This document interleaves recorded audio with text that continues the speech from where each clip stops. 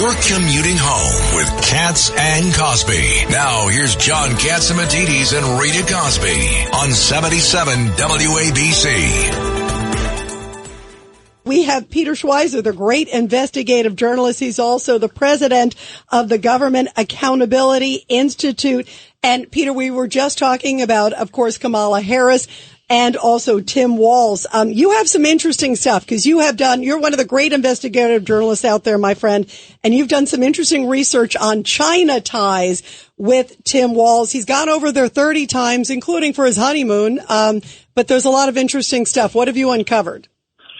Yeah, it's interesting when you look at Walz. We're just starting the investigation, but there's some very interesting things that show up. One is he ran this student exchange program where he brought students over there regularly.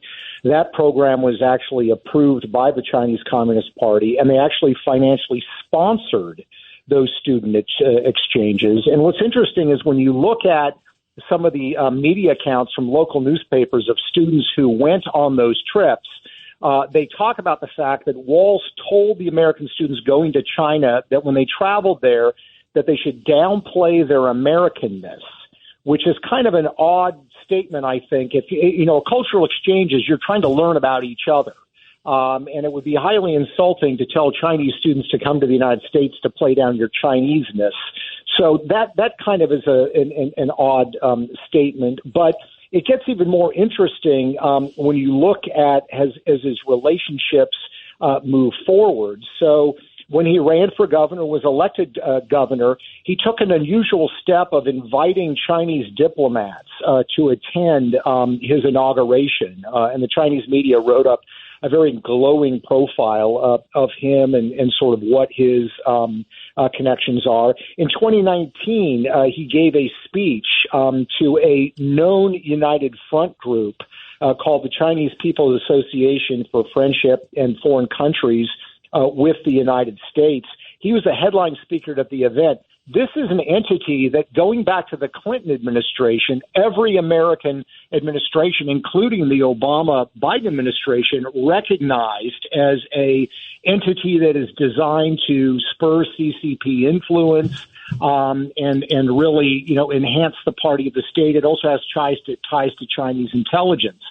When you look at his record, he has made some statements about human rights in China, but they're not really critical of the Chinese system. And in fact, he's made statements that try to create kind of I think, ridiculous moral equivalence. Tiananmen Square, he was married on the anniversary of Tiananmen Square. His wife says that he wanted to do that so he could remember the date of his anniversary.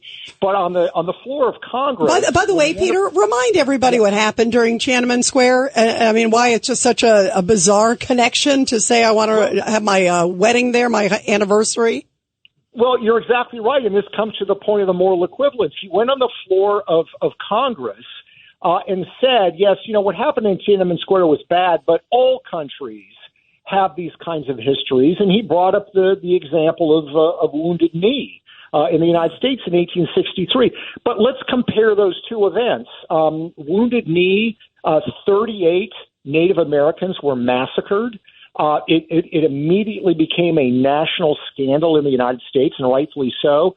Tiananmen Square, 10,000 students were killed by the Chinese military. And by the way, 10,000? Yep. 10,000. My God, I had forgotten. Yeah, it was a huge amount. Wow. And he's celebrating that as his anniversary?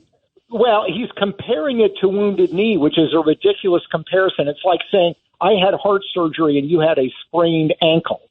They are both painful and they are both terrible, but to compare them. But here's the kicker. President Xi, the current president of China, his wife is a famous singer. Not only has he not denounced Tiananmen Square, his wife actually the day after Tiananmen Square serenaded the troops who had massacred the students. So it's this sort of false equivalence, this kind of, they've done some bad things, but so have we, that really fits into what the Chinese want from leaders in the West, which is what they call big help with a little bad mouth. That's their phrase, not mine. Peter? Yeah, hold on. I want to bring in. I also want to bring in Ed Cox too, because Ed Cox knows China well. Peter, there's no doubt that Waltz is a panda hugger.